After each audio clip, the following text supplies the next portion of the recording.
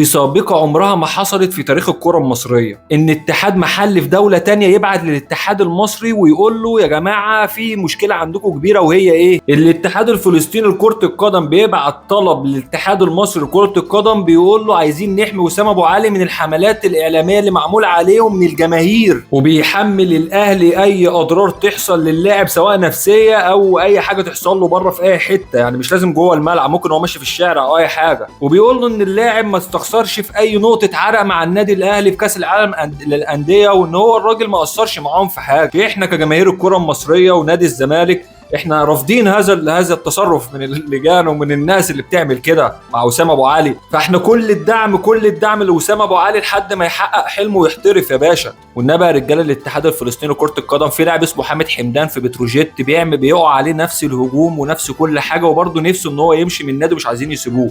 فبالله عليكم يعني اي لقطه واحنا معاكم كل الدعم.